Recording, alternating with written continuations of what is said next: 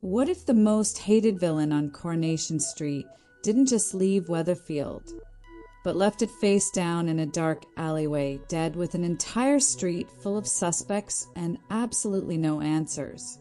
That's exactly the bombshell that dropped on Coronation Street viewers this week, and nobody, not the fans, not the police, not even poor Todd Grimshaw, saw it coming quite like this. The man behind one of the soap's most chilling recent characters has now confirmed he's walked away from the cobbles for good, and he's already got a very full diary lined up for what comes next. So if you've been gripped by the Theo Silverton storyline and you want to know what really happens now, you are in exactly the right place. Stay with us, because this one is a lot.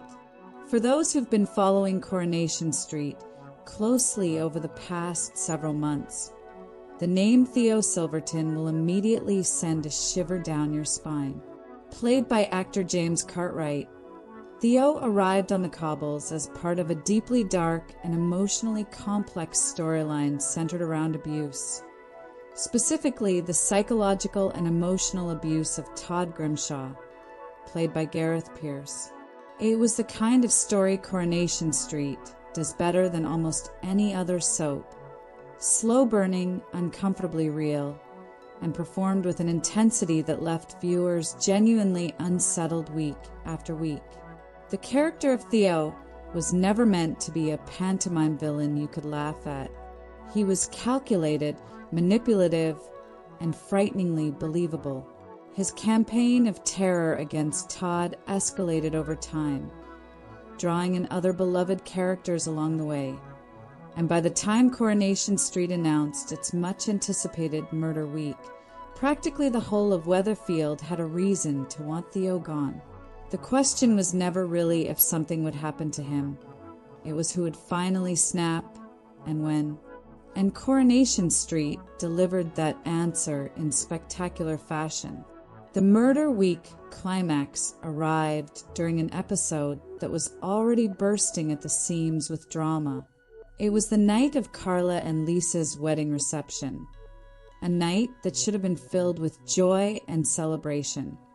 And instead it became one of the most chaotic, tension-filled evenings Weatherfield has seen in years. Across multiple storylines running simultaneously, lives were left hanging in the balance. The Platts were dealing with Jody's explosive confrontation at number 8. Other residents were managing their own crises. And Todd? Todd was in genuine danger. Earlier that same day, Theo had already shown just how far he was willing to go. Todd had tried to flee Weatherfield entirely, heading to the airport, desperate to escape, but turned back for his phone, only to find Theo waiting for him with it in his hand, like a predator who had anticipated every move. What followed was a terrifying chase through the streets, with Todd eventually managing to escape and calling George for help. Meanwhile, Summer found herself cornered alone in the flat she had let herself into, with Theo snatching her phone and throwing it out of the window. The man was completely unraveling, and it was only a matter of time before that unraveling reached its deadly conclusion. Then came the moment nobody will forget in a hurry.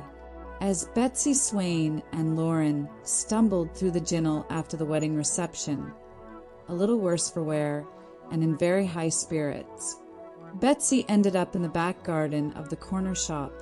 What she found there stopped the episode cold. Theo Silverton, dead at the bottom of the scaffolding. Just like that, one of the soap's most gripping villains was gone, and the mystery of who killed him and how was only just beginning.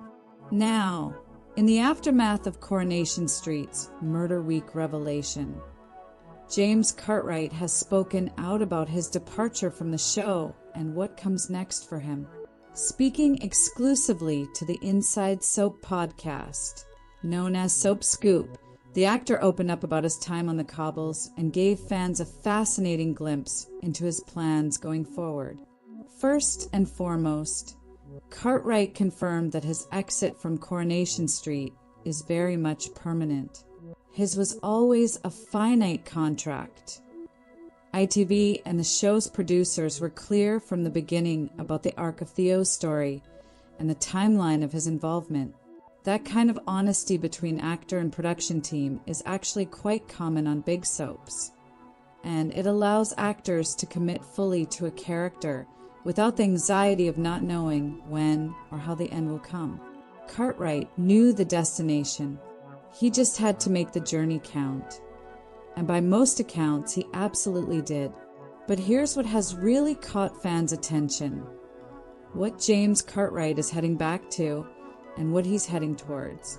Most viewers know him from his role on Coronation Street.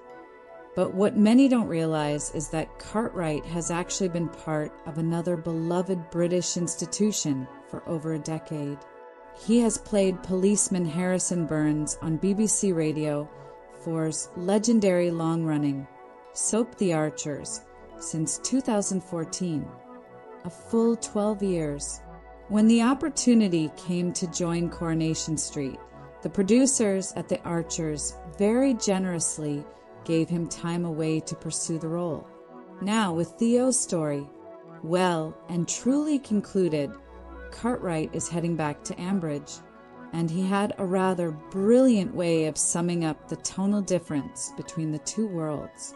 Speaking on the podcast, he reflected that The Archers has what he described as a slightly different vibe compared to Coronation Street, noting, with a touch of dry humor, that the most dramatic storyline he had been involved with in Ambridge was something along the lines of a case of missing bunting.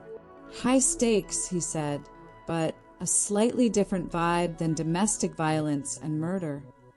It's a line that perfectly captures just how intense his time on Corrie really was. And it's also a reminder that great actors can move between worlds that couldn't be more different and thrive in both.